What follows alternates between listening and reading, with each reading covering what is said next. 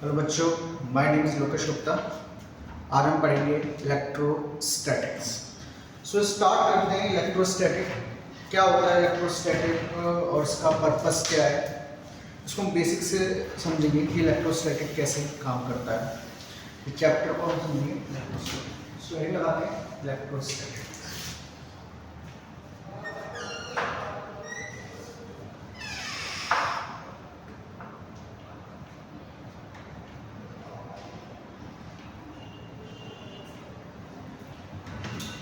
देखो, इलेक्ट्रोस्टैटिक को समझने से पहले हमें इसकी समझ में कि इलेक्ट्रोस्टैटिक वर्ड्स ये ऐसे कि हम इसको पढ़ क्यों रहे हैं, सबसे पहले इसकी ज़रूरत ही क्या है और ऐसा क्या है इसका रियल लाइफ में एप्लीकेशन की बहुत ज़्यादा इंपॉर्टेंट है। सो इलेक्ट्रोस्टैटिक में हम देखें, सबसे पहले हम ये देखें कि इलेक्ट्रोस्टैटिक, देखो इस नाम का मतलब, जैसे कि आपके एनसीईआरटी सिलेबस में टॉपिक है, इसमें नाम का मतलब क्या है इसका देखें तो इलेक्ट्रोस्टैटिक दो पार्ट, जैसे हम कह रहे हैं कि इलेक्ट्रोस्टैटिक आया कहाँ से। तो इलेक्ट्रोस्टैटिक, जैसे हम इलेक्ट्रिकल की बात करते हैं, इलेक्ट्रोस्टैटिक वर्ड कहाँ से आया और ये चीज़ है क्या चीज़। देखो सबसे पहले होता है इलेक्ट्रोमैग्नेट।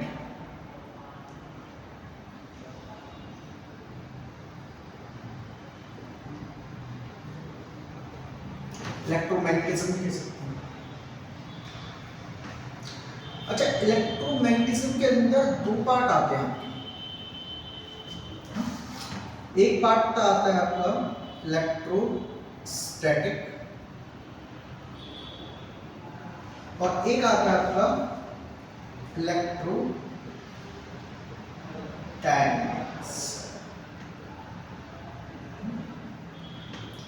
एक तो आता है इलेक्ट्रोस्टैटिक और एक आता है डायनेमिक्स। अच्छा, इलेक्ट्रोस्टैटिक जो मैं कह रहा था कि इस वर्ड का मतलब क्या है, कैसे आ रहा है वर्ड, उस मतलब का। तो स्टैटिक का मतलब रुका हुआ, इलेक्ट्रो का मतलब होता है इस चार्ज पार्ट की बात करते हैं, मतलब कि जब कोई चार्ज रेस्ट पोजीशन पे, आप कहोगे सर चार्ज में क्या होता है, चार्ज को समझेंगे, बस पहले वर्ड का मतलब समझ लेते हैं कि इस वर्ड का मतलब क्या है। इलेक्ट्रो को हम कह रहे हैं चार्ज और स्टैटिक का मतलब कह रहे हैं rest position. Charge at rest position की बात की जाती है तब बात करते हैं इलेक्ट्रोस्टैटिक की, कि हमारा चार्ज रुक गया है, चार्ज रुकी हुई पोजीशन पे है, तब हम उसको देख के उसकी ऑब्जर्व कर रहे हैं कि इसकी प्रॉपर्टी क्या होती है क्या नहीं होती है, कुछ चीज़ों को ऑब्जर्व कर रहे हैं। ये इलेक्ट्रोस्टैटिक के अंदर आता है, क्या आता है इलेक्ट्रोस्टैटिक।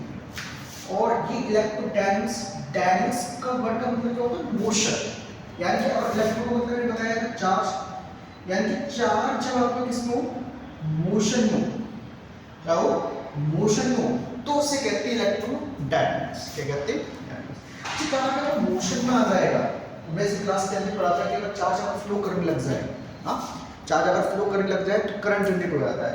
तो इस चीज के अंदर क्या स्टडी करते हो, इस चीज के अंदर करंट, इलेक्ट्रोमैग्नेटिक, इलेक्ट्रोमैग्नेटिज्म की स्टडी करते हो, एसी करंट की स्टडी करते हो, इलेक्ट्रोमैग्नेटिक इंडक्शन की स्टडी करते हो। इन सब चीजों की प्रॉपर्टी, इन सब चैप्टरों को हम पढ़ते हैं इलेक्ट्रिसिटी के अंदर। सो इन सब की स्टडी करते हैं जब चार्ज हमारा मोशन में आता है, यानी कि चार्ज हमारा मोशन में जब होगा तब हम इलेक्ट्रिक करंट की बात करेंगे, मैग्नेटिज्म की बात करेंगे, जब एक्सीलरेटर होगा मैग्नेटिज्म की बात करेंगे, एसी करंट, सब चीज़ों की चार्ज। पर जब चार्ज रुका हुआ है तब हम जब बात कर रहे हैं तब बात कर रहे हैं इलेक्ट्रोस्टैटिक। किसकी बात कर रहे हैं, इलेक्ट्रोस्टैटिक। सो इलेक्ट्रोस्टैटिक एक जो वर्ड है वो वर्ड कहाँ से आया कि सिर्फ चार्ज की रेस्ट पोजीशन पे स्टडी कर रहे हो, उसलिए वो वर्ड आया है इलेक्ट्रोस्टैटिक, और इसका मतलब नहीं। तो साइंटिस्ट थे बेंजामिन फ्रैंकलिन, उन्होंने चार्ज प्रॉपर्टी को स्टडी कर रहे थे, तो स्टडी कर रहे थे तो उन्होंने पाया कि चार्ज है तो उसकी प्रॉपर्टी ऐसा क्या है, जैसे हमने देखा होगा बचपन में, आप हेयर, जैसे हेयर आते उसको आप स्केल से रब करते तो चार्ज, कागज के छोटे छोटे पार्टिकल को देखा होगा कि वो कागज के छोटे छोटे पार्टिकल अट्रैक्ट हो जाते हैं स्केल से, किसी भी प्लास्टिक ऑब्जेक्ट से। ऐसा क्यों हो रहा है, ऐसा कौन सा मैग्नेटिक प्रॉपर्टी आ गई। आपने देखो बैलून को आप बाहर से रब करो और दीवार पे चिपका दो, ऐसा कौन सा फेविकॉल बन गया, हाँ कि वो चिपकने लग गए। ऐसा क्या फिनोमेना जनरेट हो रहा है उसको हम स्टडी करेंगे। उस सब फिनोमेना जो जनरेट हो रहा है चार्ज की वजह से जनरेट हो रहा है, किसकी वजह से, एक चार्ज की वजह से, छोटा बड़े चार्ज की वजह से जनरेट हो रहा है। सो चार्ज की स्टडी इस वजह से हमें करने की जरूरत है कि वो चार्ज जनरेट कैसे हो रहा है, चार्ज ऐसा क्या हो रहा है कि चार्ज आ रहा है, जा रहा है, क्या हो रहा है, तो वो सब स्टडी करेंगे हम इलेक्ट्रोस्टैटिक। जब हम देखिए चार्ज आ गया, फ्लो नहीं हुआ, ऐसा नहीं कि आपने ऐसे पंप को रब किया, स्क्रीन को रब किया, बैलून को रब किया, कोई करंट आने लग गया, चार्ज फ्लो होने लग गया, करंट आने लग गया, ऐसा नहीं है। पर जब चार्ज आपका एक तरीके से रेस्ट पोजिशन में चार्ज आ गया उस पर, तो अट्रैक्ट क्यों कर रहे हैं? नेगेटिव में तो हमें पता है कि चलो नेगेटिव पोल होते हैं, एक दूसरे को अट्रैक्ट कर रहे हैं, पर चार्ज में ऐसा क्या है कि वो अट्रैक्ट कर रहे हैं? तो इसको हम यहाँ पढ़ेंगे इलेक्ट्रोस्टैटिक। तो इलेक्ट्रोस्टैटिक पढ़ना हमारे क्यों जरूरत है? ये हमें पता चला कि चार्ज की हमें स्टैटिक पोजीशन में उसकी स्टडी करनी है, देखना है कि ऐसा क्यों हो रहा है, कि कोई चीज़ अट्रैक्ट क्यों कर रही है, कोई चीज़ रिपेल क्यों कर रही है। तो इसको थोड़ा फील करते हैं। चार्ज वर्ड यूज कर रहा हूँ, चार्ज को हमें पता होना चाहिए चार्ज है क्या चीज़ है। चार्ज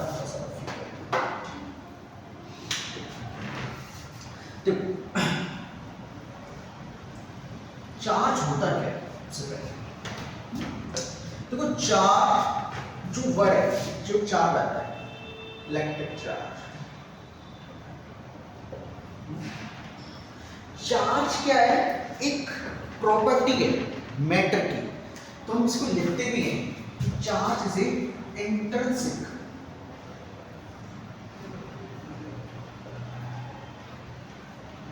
प्रॉपर्टी ऑफ मैटर, यानी किसी पदार्थ की या किसी चीज की जो प्रॉपर्टी है वो चार्ज है, मतलब कि इसका गुण, किसी कैरेक्टरिस्टिक। जैसे आपके कुछ ना कुछ कैरेक्टरिस्टिक है, जैसे कुछ मैटर की कैरेक्टरिस्टिक है, उसमें चार्ज है। तो चार्ज की प्रॉपर्टी है, मतलब कि हम उसको अभी फील नहीं कर पा रहे, अभी फील करना हो रहा है। चार्ज की प्रॉपर्टी क्या दिखती भी नहीं है, चार्ज की प्रॉपर्टी ऐसे कौन सा है हमें चार्ज की प्रॉपर्टी बस पता ही चलता है कि अट्रैक्ट हो रहा है, स्केल से ही हो रहा है, दिखता तो है, ऐसा क्यों हो रहा है?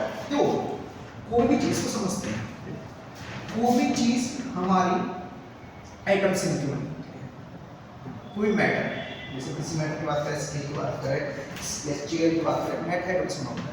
और एटम के पास क्या होते हैं? इलेक्ट्रॉन्स। इलेक्ट्रॉन्स होते हैं, इलेक्ट्रॉन प्रोटॉन न्यूट्रॉन होते हैं, इलेक्ट्रॉन होते हैं। अब इलेक्ट्रॉन उसके पास है, किसी भी मैटर के पास। अब इलेक्ट्रॉन है, तो इलेक्ट्रॉन की हमने प्रॉपर्टी पढ़ी थी 9th क्लास में, 10th क्लास में कि इलेक्ट्रॉन क्या होता है।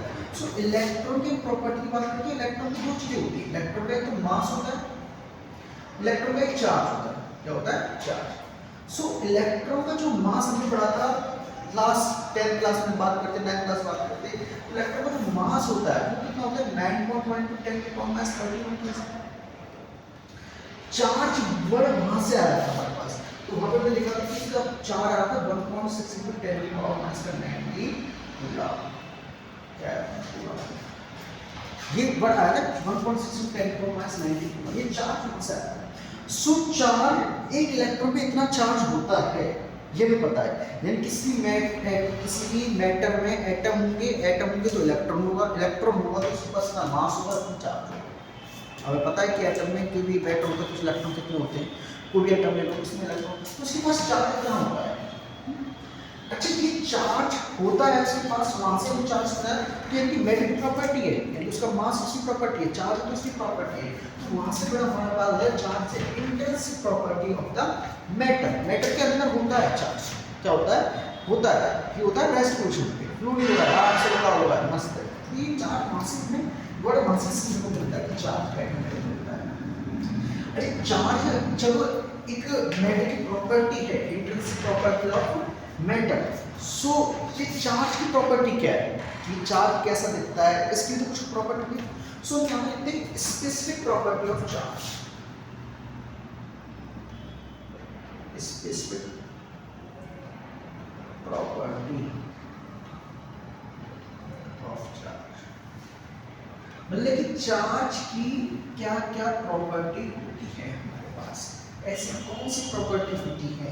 चार्ज हमें समझ लिया कि चार्ज एक इंट्रिंसिक प्रॉपर्टी, इंट्रिंसिक मतलब कि उसका आंतरिक गुण है एक तरीके से। तो charge specific property of charge, charge की ऐसी क्या प्रॉपर्टी होती है, क्या करता है। तो चार्ज हमें जैसे आता है, देखो चार्ज क्या होता है? चार्ज अट्रैक्ट भी करता है और रिपेल भी करता है।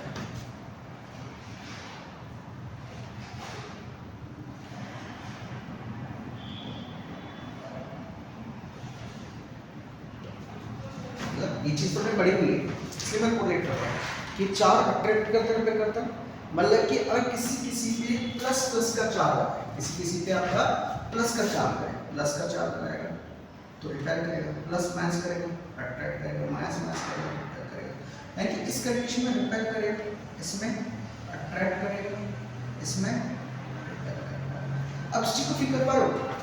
हमने कहा था अट्रैक्ट कर, आपने कॉम को जब हियर से रब किया, कॉम को हियर से रब किया तो कागज के पार्टिकल को रब करने लग गया, जैसे आपने कागज के पार्टिकल चिपकने लग गए, तो यानी कि जो स्केल हुआ उस पर कुछ ना कुछ चार्ज होगा, उस पर प्लस हो या माइनस हो, और जो उस पर क्या कहते हैं कागज के पार्टिकल माइनस का चार्ज होगा, तो प्लस और माइनस के चार्ज के पार्टिकल को वो क्या कर रहा होगा, अट्रैक्ट कर रहा होगा, तो इसलिए अपोजिट चार्ज होंगे, इसलिए क्या करते हैं अट्रैक्ट करते हैं, रिपेल करते हैं कागज के जो पार्टिकल्स होते हैं। कि कॉम को जब आप रब करते हो तो हियर से इलेक्ट्रॉन कहाँ चले आते हो, कॉम के पास चले जाते हो, कॉम के पास क्या आता है इलेक्ट्रॉन पे नेगेटिव चार्ज आ गया, और कागज पे जहाँ पॉजिटिव चार्ज होगा, एटम तो है ही पॉजिटिव चार्ज होगा तो उसको क्या करेगा अट्रैक्ट करेगा, रिपेल करेगा। सो वहां से अट्रैक्ट और रिपेल हुआ, तो यानी कि ये चीज प्लस माइनस अट्रैक्शन रिपल्शन की वजह से हो रही है, यानी कि कागज या बैलून आप जब इसको रब कर रहे हो, दीवार चिपका रहे हो, तो बैलून और उसके बीच में अपोजिट चार्ज है इसलिए वो चिपक पा रहे हैं। अगर सेम चार्ज होते यानी कि बात करें लाइक चार्ज और लाइक चार्ज की बात करें, अगर लाइक चार्ज होते तो क्या करते हैं, ये लाइक चार्ज क्या हमारे लाइक चार्ज, ये भी हमारा क्या है लाइक चार्ज है, एक अपोजिट चार्ज है, ये क्या है लाइक चार्ज। लाइक चार्ज होते तो रिपेल करते, अनलाइक चार्ज होते तो दूसरे क्या करते एक तरीके से दूसरे दूर भागते उस कंडीशन। तो ये हम बेसिक चार्ज की प्रॉपर्टी, चार्ज की और भी प्रॉपर्टी होती है। पहली प्रॉपर्टी इस चार्ज अट्रैक्ट और रिपेल टू ईच अदर, दूसरी प्रॉपर्टी जो होती है हमारे चार्ज की होती है conservation of charge. Conservation of charge इसका मतलब, अरे ये बहुत पुरानी चीज है, इसको पढ़ते आ रहे हमने 9th क्लास में पढ़ा था, 10th क्लास में पढ़ा था कंजर्वेशन हर चीज, energy neither be created nor be destroyed, specifically charge neither be created nor be destroyed, its form is convert to one form to another।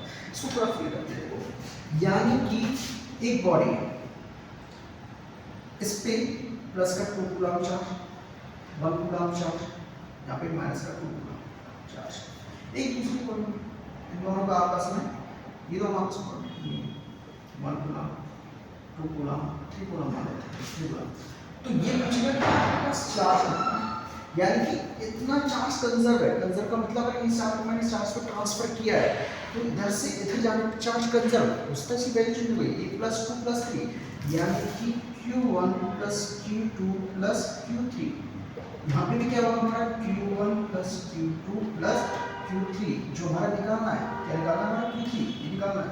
q1 की वैल्यू 2 1 -2, यहाँ पे कितनी 1 3, यहाँ पे q3 निकल जाएगा, यहाँ पे कितना 2 से 2 कट जाएगा 1, यहाँ पे कितना आएगा 4, यहाँ पे जाएगा q3, और q3 की वैल्यू कितना है -3, यानी इसकी वैल्यू कितनी होगी हमारी -3। ये हमारा चार्ज कंजर्व है, यानी कि ऐसा नहीं है कि मैंने इसको इससे रब किया, इससे इलेक्ट्रॉन निकल के इधर आ गया तो ऐसा नहीं खत्म हो गया, यहाँ से इधर जाएगा, ऐसा नहीं है कि उड़ जाए हवा में चला जाए कहीं चला जाए, चार्ज कंजर्व रहता है। क्या रहता है कंजर्व, मतलब कि ऐसा नहीं चार्ज का हमें लॉस हो जाएगा।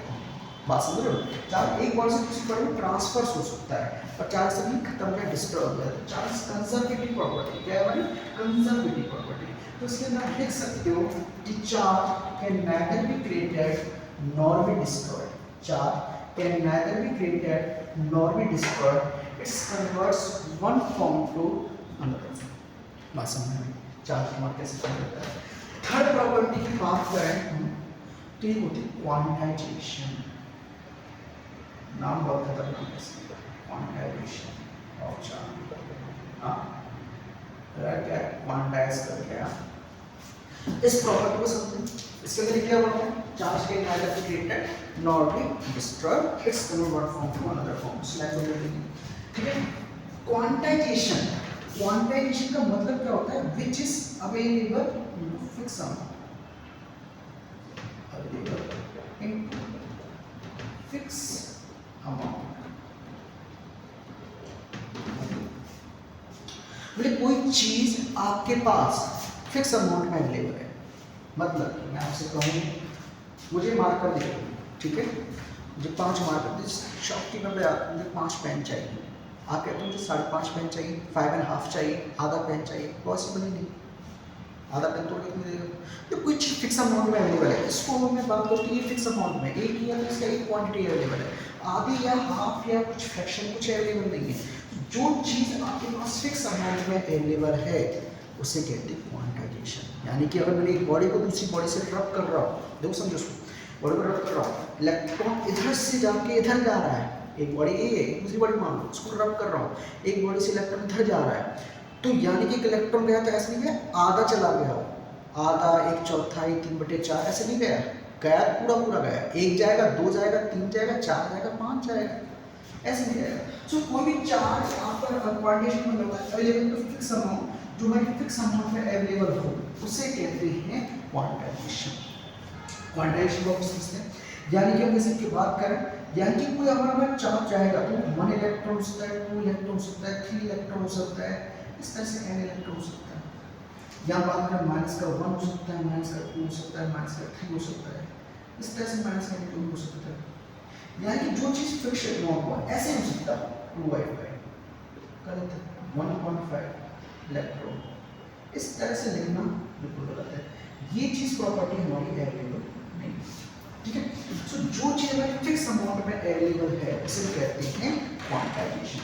जिसका इसको और थोड़ा फील करते हैं क्वांटाइजेशन को आप कैसे फील कर सकते हैं, तो किसी भी चीज़ पे इलेक्ट्रॉन आएगा,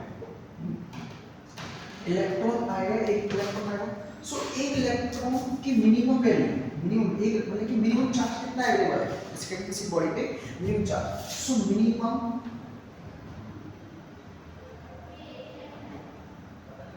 charge available to a body, किसी बॉडी पे मिनिमम कितना चार्ज अवेलेबल हो सकता है, हम बताएगा कितना हो सकता है भाई, मिनिमम एक इलेक्ट्रॉन जाएगा, आपने बताया ना आधा नहीं जाएगा, एक इलेक्ट्रॉन कितना चार्ज 1.6 × 10⁻⁹ कूलम, इतना ही हो सकता है, ऐसा नहीं इसका हाफ कर दूं 3 कर दूं। सो मिनिमम चार्ज अवेलेबल की बॉडी, किसी भी बॉडी पे मिनिमम चार्ज होता है 1.6 × 10⁻⁹ कूलम, प्लस माइनस का मतलब क्या है, हो सकता है वो दे रही हो या दे रहा हो, देगा तो क्या आएगा पॉजिटिव, देने वाला अक्षर नंबर, देने वाला नेगेटिव, सो पॉजिटिव चार्ज होने वाले पे पॉजिटिव चार्ज, देने वाले पे नेगेटिव चार्ज, कुछ भी आ सकता है। सो क्वांटाइजेशन में आप किसी कहेंगे इस बॉडी को मैंने भाई 20 कूलम चार्ज दे दिया, इतना सारा चार्ज इसको दे दिया, तो टोटल चार्ज कैसे होगा, total charge Q, total charge यानी कि n यानी कि number of electron, total number of electron कितनी दिया, और एक इलेक्ट्रॉन का चार्ज, यानी कि इसको समझो तो रटने की जरूरत नहीं है, एक इलेक्ट्रॉन जैसे मैं सपोज करूं किसी को दिया कितना कूलम का चार्ज, ठीक है, यानी कि एक वैसे 1.6 × 10⁻⁹ कूलम दे दिया, तो एक चार्ज हो गया, एक इलेक्ट्रॉन के बराबर चार्ज हो गया। अगर मैं इसको 10 इलेक्ट्रॉन दे दूंगा तो 10 × 1.6 × 10⁻⁹ कूलम इतना चार्ज हो जाएगा। 20 इलेक्ट्रॉन दे दूंगा तो 20 इलेक्ट्रॉन का मतलब क्या है, इलेक्ट्रॉन शब्द का कितना चार्ज हो गया, समझ लो, इस E का मतलब क्या है कि इतना चार्ज मैं दे चुका हूँ उसको, A का मतलब 20, n नंबर है, 20 इलेक्ट्रॉन की इतना चार्ज, यानी कि एक इलेक्ट्रॉन पे चार्ज है हमारा इतना, अगर एक इलेक्ट्रॉन दूंगा तो टोटल चार्ज कितना आएगा, 2 इलेक्ट्रॉन दूंगा तो टोटल चार्ज कितना आएगा, 5 इलेक्ट्रॉन दूंगा तो टोटल चार्ज कितना आएगा। सो ये मैं प्लस माइनस का मतलब क्या लगा सकते हैं, देगा या लेगा। सो यहाँ पे Q मतलब क्या है हमारा, total charge, total charge, n का मतलब क्या है, नंबर ऑफ इलेक्ट्रॉन आपने कितने दिए, और E का मतलब एक इलेक्ट्रॉन पे चार्ज, इसकी अभी हमने लिखा कि 1.6 × 10⁻⁹ कूलम, सो याद करें, यानी कि एक इलेक्ट्रॉन पे कितना चार्ज, टोटल चार्ज, किसी बॉडी पे टोटल चार्ज कितना है। अब मैं कहूँ आपसे किसी बॉडी को मैंने 20 कूलम चार्ज दिया, क्या दिया, 20 कूलम चार्ज दिया, 20 इलेक्ट्रॉन दे दिए, मान लो 20 इलेक्ट्रॉन दे दिए, तो उसमें कितना चार्ज हो गया, 20 इलेक्ट्रॉन दे दिया, यानी कि n इक्वल 20, एक इलेक्ट्रॉन की वैल्यू इतनी मल्टीप्लाई कर दो तो टोटल चार्ज हो जाएगा, 10 इलेक्ट्रॉन दे दिए, 20 इलेक्ट्रॉन दे दिए, इतना आ जाएगा। ऐसे बिल्कुल 5 बटे 2 इलेक्ट्रॉन दे दिए, 1.5 इलेक्ट्रॉन दे दिए, ये ब्रेक हो जाएगा 1.5 होगा। सो Q का मतलब समझ आएगा plus minus A upon P। तो Q का मतलब हो गया total number of charge present in that body. बात समझ में आता है? चलो आगे बढ़ते हैं, ठीक है। अच्छा, इसको एक क्वेश्चन से समझते हैं इस चीज को, बहुत अच्छी प्रॉपर्टी है इस क्वेश्चन से। बुलाऊं लिख लो इसको बच्चों, लिखना भी जरूरी है। इसको समझते हैं, ये थोड़ा सा काम की प्रॉपर्टी है भाई। हाँ, अच्छी प्रॉपर्टी। यहाँ से थोड़ा सा स्टार्ट है। क्वांटाइजेशन में जो मिनिमम नंबर ऑफ चार्ज मैं बता रहा हूँ वो बराबर के। अच्छा, एक क्वेश्चन लिख रहा हूँ, एक क्वेश्चन से इसका बताओ कि ये हो सकता है। क्वेश्चन मैं रीड कर रहा हूँ।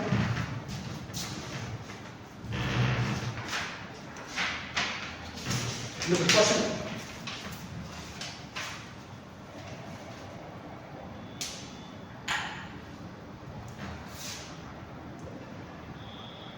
can a body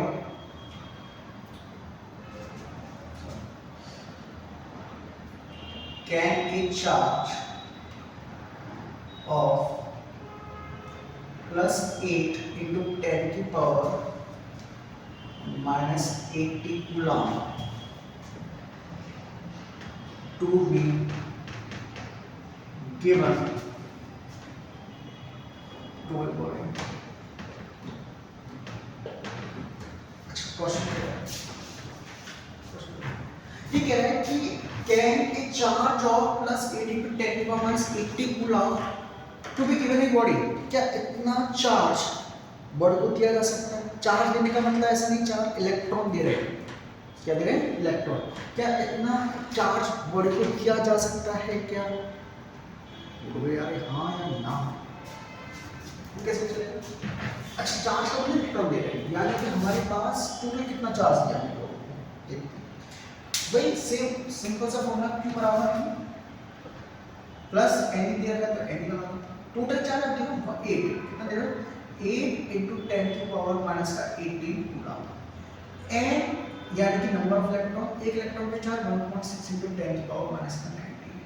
अच्छा, n निकालना चाहो तो क्या होगा हमारा 8 into 10 की पावर माइनस का 18 डिवाइडेड बाय 1.6 into 10 की पावर माइनस का 19। इसको हम सॉल्व करें, दो पॉइंट रख के 10 आ जाएगा ऊपर, ठीक है। यहाँ से जाएगा 1/2 into 10, ऊपर जाएगा कितना आएगा प्लस का 90, आएगा हमारा 10 बचेगा, प्लस का 10 नहीं देगा प्लस का 10 बचेगा। यहाँ पे कितना का 5, n की वैल्यू कितना है 50, यानी कि 50 इलेक्ट्रॉन, n की वैल्यू कितना है 50 इलेक्ट्रॉन। 50 इलेक्ट्रॉन देना पॉसिबल है क्या? 49.5 इलेक्ट्रॉन देना पॉसिबल है, 49.5 नहीं, 50 इलेक्ट्रॉन देना पॉसिबल है। जब ये इलेक्ट्रॉन मैं दे सकता हूँ तो किसी बॉडी में कितना चार्ज आएगा? इसका मतलब क्या, किसी बॉडी में 50 इलेक्ट्रॉन दिए, क्या दिए? 50 इलेक्ट्रॉन दिए, तब उसमें कितना चार्ज आ गया? प्लस 8 into 10 की पावर माइनस 80 मल्टीप्लाई कर दो ना, 50 into 1.6 16 बन गया 80, कितना आ गया 8। यानी कितने इलेक्ट्रॉन? ये 50 इलेक्ट्रॉन देने के बाद उस बॉडी में कितना चार्ज आ सकता है। अगर ये n की वैल्यू आती फ्रैक्शन में और आप यहाँ पे फ्रैक्शन में 49.2 या 49.5 या कुछ भी आ जाती, फ्रैक्शन में आ जाती, डेसिमल में आ जाती, तो मैं कह देता कि इलेक्ट्रॉन पे इतना चार्ज होना पॉसिबल नहीं है, ये झूठ बोल रहा है। इतना चार्ज हम दे नहीं सकते, कहीं ना कहीं क्वांटिटेशन फिक्स नंबर पे, तो सिंपल सी बात है, किसी पे इलेक्ट्रॉन दोगे तो फिक्स नंबर पे जाएंगे। ऐसे नहीं कि बार बार कहीं से इधर से आधा इलेक्ट्रॉन चला जाएगा, 1/4 इलेक्ट्रॉन जाएगा, फिक्स अमाउंट में जाएगा। किसी बॉडी का चार्ज दोगे तो फिक्स अमाउंट में दोगे। जी, यहाँ से मेरे चीज़ें समझ में आ गई कि चार्ज क्या होता है, चार्ज की बेसिक बेसिक प्रॉपर्टी डिस्कस करें। अच्छा, अब हम देखते हैं कि एक और चीज़, एक टॉपिक है, चार्ज है। इलेक्ट्रॉन के पास दो चीजें हैं, हाँ, इलेक्ट्रॉन के पास एक तो चार्ज है और एक मास है। तो हम उसको देखते हैं कि चार्ज है और मास है तो क्या डिफरेंस है। भाई इलेक्ट्रॉन जा रहा है, इलेक्ट्रॉन जा रहा हुआ तो किसी बॉडी में चार्ज लेके ही जाएगा और मास लेके जाएगा ना। भाई मतलब कि कोई बॉडी है, तो बॉडी में इलेक्ट्रॉन जा रहा है यानी चार्ज आ रहा है। हम चार्ज जल्दी कैसे कहते हैं? चार्ज आ गया, चार्ज आ गया कि इलेक्ट्रॉन आ गया, इलेक्ट्रॉन आ गया तो चार्ज गया, चार्ज गया तो मास क्या होगा? तो चार्ज और मास की डिफरेंस क्या है? सो यहाँ पर लिखेंगे डिफरेंस डिफरेंस बिटवीन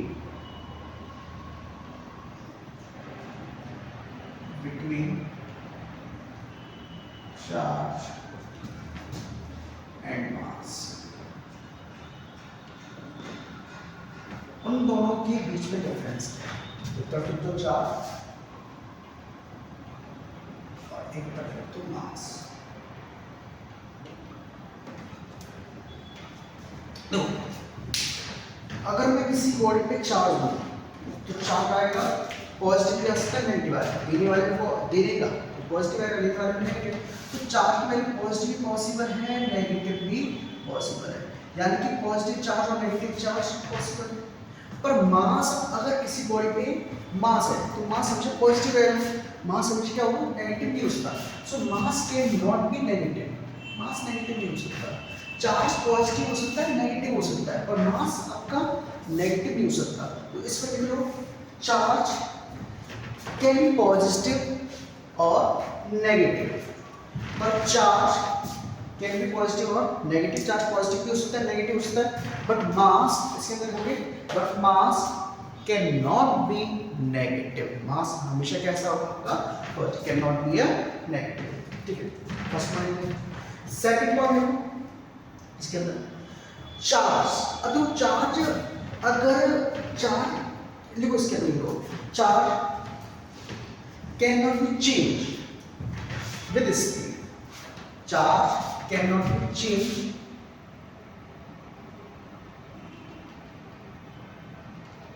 विद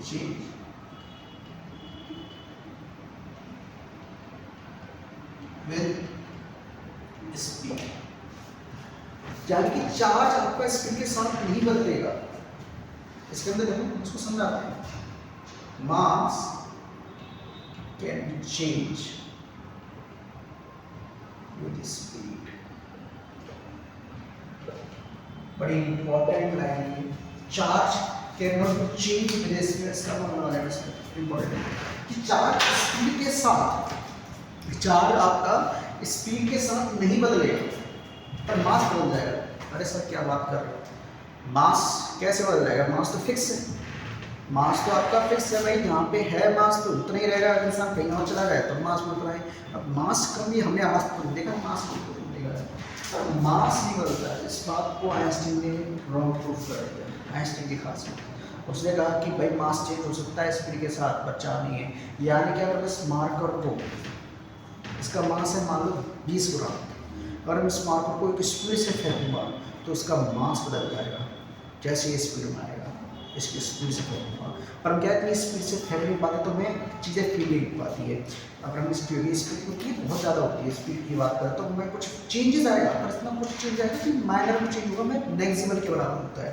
यानी कि आप जब चीज़ें दौड़ तो रनिंग करते हो तो आपका मास इंक्रीज हो जाता है, पर बहुत क्या करते हो, स्पीड से बढ़ जाता है, पर आपका मास बढ़ तो जाता है, पर आपका मास क्या होता है, स्पीड इतनी रहती नहीं, तो इसलिए पता नहीं चल पाता है। इसको कैसे करते हैं? तो आइंस्टीन की इक्वेशन दी थी, m बराबर m not under root 1 minus v square upon c square.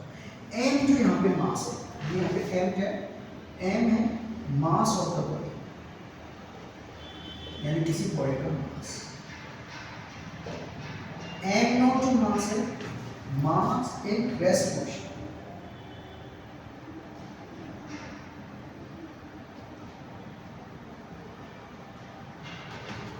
अच्छा, v क्या है, स्पीड ऑफ द बॉडी।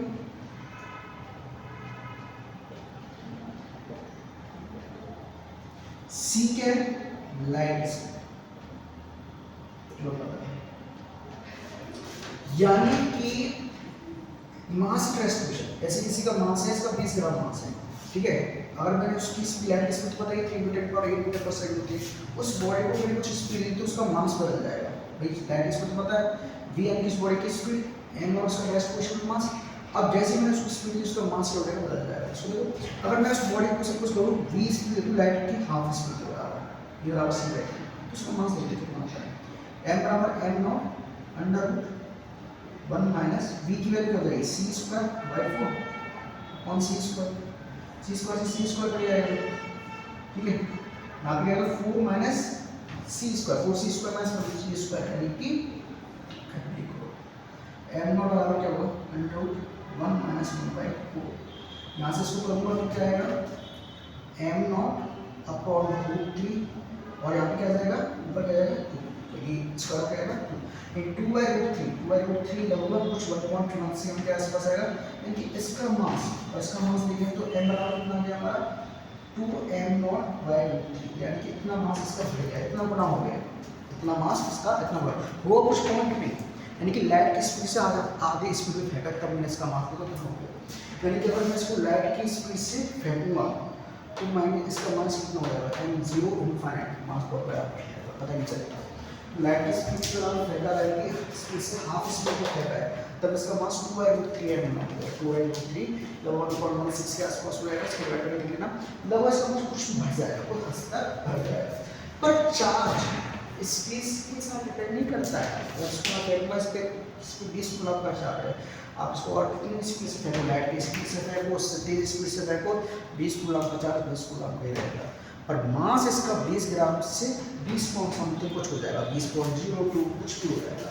तो charge can not be depend on speed, ठीक है। मेरी बात समझ में आ रही है, इसको नोट कर लेते हो आगे, ठीक है। तो ये अभी चार्ज और मास में थोड़ा डिफरेंस देखा कि चार्ज और मास में ये क्या है। और चार्ज के अंदर प्रॉपर्टी डिस्कस कर ली कि चार्ज की डिफरेंट प्रॉपर्टी क्या होती है। कंजर्वेशन पहली प्रॉपर्टी कौन सी थी हमारी कि चार्ज अट्रैक्ट करते हैं, रिपेल करते हैं। सेकंड हमारी क्या थी कंजर्वेशन। थर्ड क्या थी हमारी, थर्ड क्या थी क्वांटाइजेशन, क्या थी हमारी क्वांटाइजेशन। और फोर्थ हमारी इसमें बढ़ी थी, ठीक है। अब देखिए नेक्स्ट टॉपिक,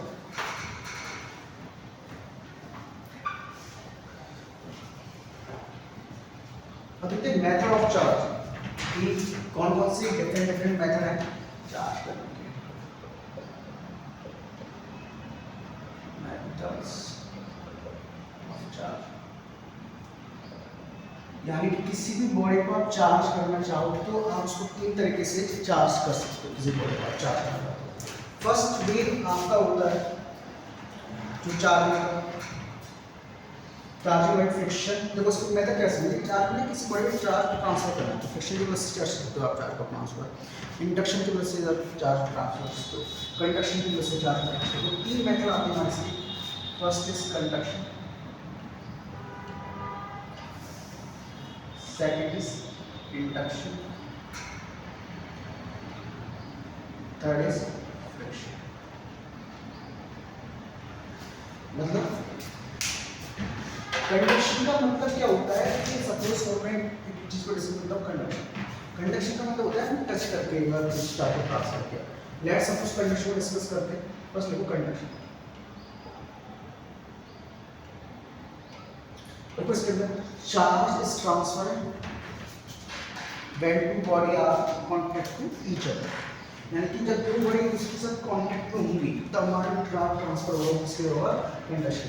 सपोज करो एक बॉडी है, एक दूसरी बॉडी है, इस पे मानो प्लस चार्ज कुछ मान लो, ठीक है, ये कुछ चार्ज इस पे Q बराबर 0 था, यानी कि न्यूट्रल क्या भाई।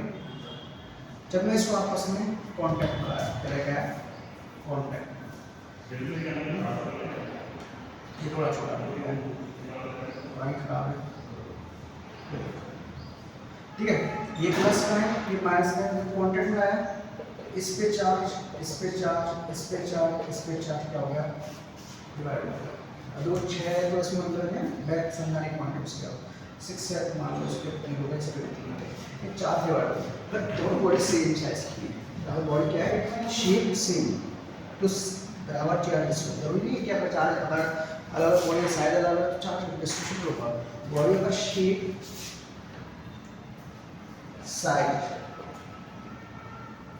सेम है तो चार्ज का डिस्ट्रीब्यूशन भी क्या होगा सेम, चार्ज डिस्ट्रीब्यूशन भी सेम। अगर यानी कहने का मतलब अगर ये बॉडी पे Q चार्ज, जैसे कुछ करो ये बॉडी Q चार्ज की है, ये बॉडी भी Q चार्ज की है, पहले मुझे Q चार्ज था, अब दोनों को मैं Q चार्ज बॉडी को लेके आया इस कांटेक्ट में तो इस प्लस Q/2 हो जाएगा, इसके बाद भी Q/2 हो जाएगा। चार्ज डिवाइड हो जाएगा, क्यू चार्ज को पार्ट हो बस और shape size same.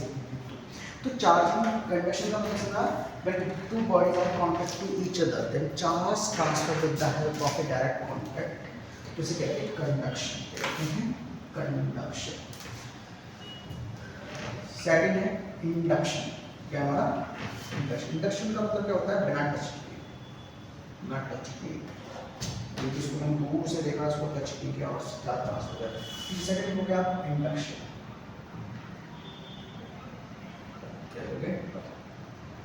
Induction, induction not should be without contact, without contact, ठीक है। without contact में कैसे, सपोज करो एक चार्ज बॉडी है, इस पे माइनस माइनस का चार्ज था, अब मैंने एक बॉडी थी मानी, इस पे चार्ज था ऐसे घूम रहे थे आराम से, plus minus plus minus plus plus minus इस तरह से चार्ज लकी इधर थे। अब ये माइनस माइनस का चार्ज को मैं इसके पास ले गया, टच नहीं किया, इसको पास ले गया, मैंने कि चार्ज बॉडी को पास ले गया इस कंडक्टर के, ठीक है, किसी भी कंडक्टर के पास ले गया। तो जैसे मैं इसको चार्ज को पास लेके आया तो इसमें माइनस माइनस के चार्ज को अट्रैक्ट करता है प्लस प्लस, तो क्वेश्चन क्या होगी कि माइनस का चार्ज यानी कि माइनस का चार्ज आपका किसको अट्रैक्ट करेगा, प्लस वाला, तो यहाँ पे क्या आ जाएगा आपका प्लस प्लस का चार्ज, इस तरफ प्लस प्लस का चार्ज, यहाँ से दूर क्या भागेगा माइनस का चार्ज, इससे प्लस प्लस वाला चार्ज तो इसके पास आ जाएगा, माइनस का चार्ज क्या हो जाएगा इसके दूर भागेगा, तो यानी कि चार्ज अनडिस्ट्रीब्यूटेड हो जाएगा, यानी कि इधर प्लस हो जाएगा माइनस हो जाएगा। अब चार्ज बॉडी को मैं हटा देता हूँ, then charge body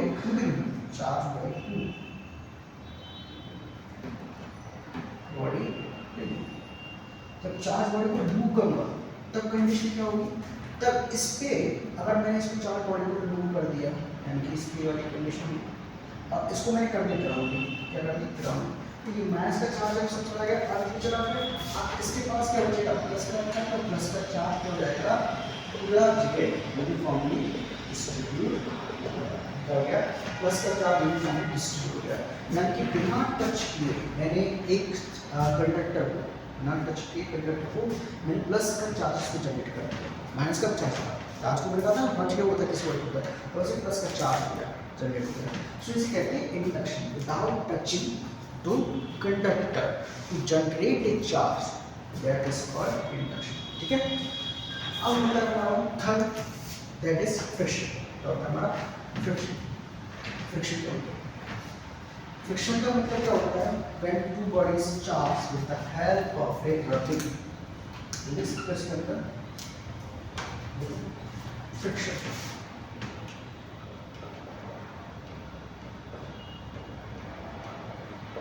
when two bodies charge with the help of a rubbing to each other, that's called friction.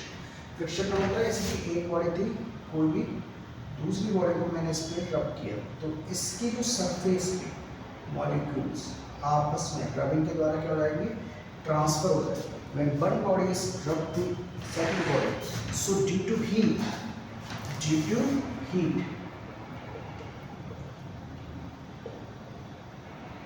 electron will be transferred, है कहते हैं electron will be transferred from lower work function body, lower work function body to higher work function body,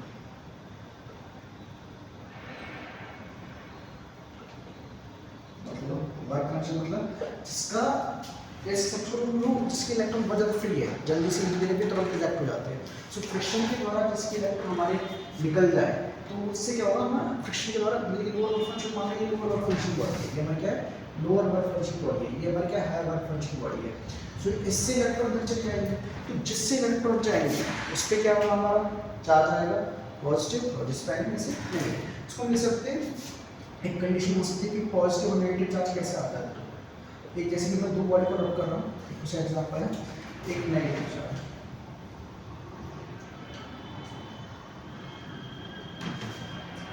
positive negative charge कर देते हैं, सो जैसे suppose करो मैंने glass rod, इसको ग्लास रॉड रब किया, किससे? सिल्क से। ग्लास रॉड को मैं सिल्क से रब करूंगा तो ग्लास की जो रॉड है उससे इलेक्ट्रॉन निकल के कहाँ जाएंगे? हमारे सिल्क की तरफ जाएंगे। तो ग्लास रॉड में कौन सा चार्ज आएगा? पॉजिटिव। सिल्क के अंदर इलेक्ट्रॉन आएगा तो उसमें कौन सा चार्ज आएगा? नेगेटिव।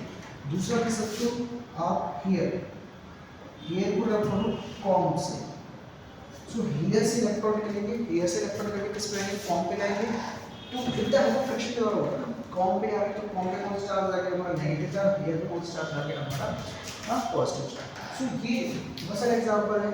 अब इगोनॉट रॉड को अगर सिर्फ कैट के स्कीम को अगर आप इगोनॉट की रॉड से रोड तो कैट के स्कीम पॉजिटिव चार्ज, इगोनॉट की रॉड पे नेगेटिव चार्ज। अक्सर with the help of friction के द्वारा जो चार्ज जनरेट होता है उसे हम कहते हैं इससे with the help of friction द्वारा चार्ज जनरेट करना। आई होप ये वाली बात समझ में आ गई। With the help of friction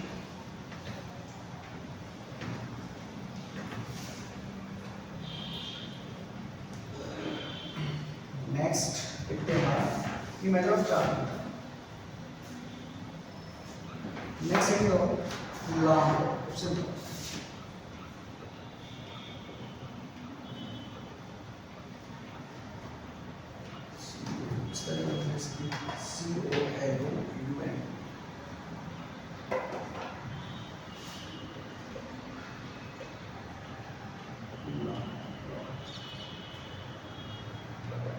Coulomb law होता है। तो कूलॉम लॉ क्या होता है? कूलॉम लॉ जो होता है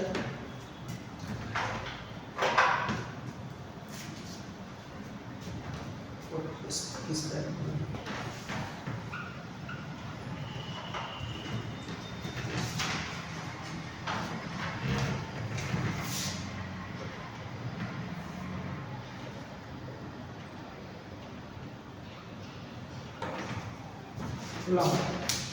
दो चार्ज पार्टिकल है, लेट्स सपोज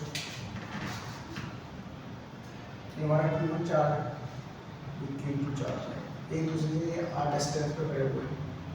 सो तो ये चार्ज अगर ये पॉजिटिव चार्ज सिमिलर चार्ज मान लो पॉजिटिव चार्ज है, Q पॉजिटिव चार्ज है, सो Q1 और Q2 चार्ज के बीच में क्या लगेगा? एक फोर्स लगेगा। अगर दोनों सिमिलर चार्ज है तो Q1 चार्ज को पुश करना चाहेगा, कौन पुश करना चाहेगा? Q2 चार्ज क्या करना चाहेगा? पुश करना चाहेगा।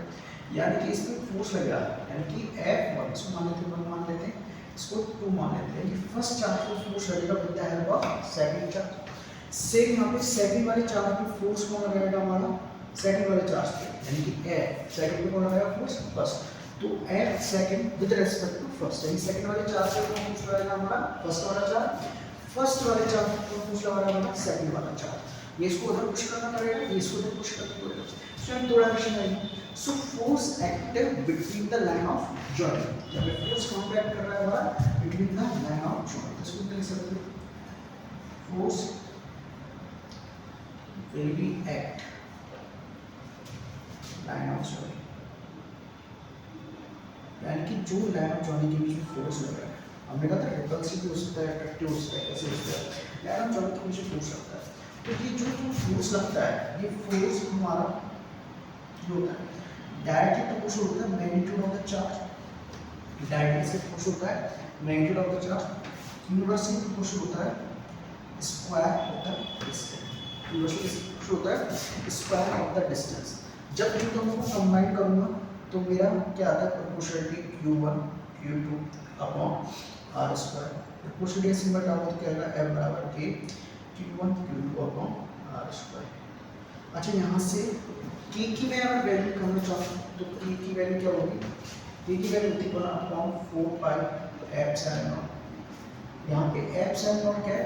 पर यूनिट,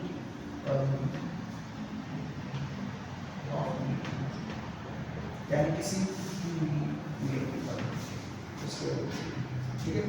इसके अंदर 9 की पावर कैलकुलेट करना है। जो आएगा नेक्स्ट लेक्चर पढ़ेंगे।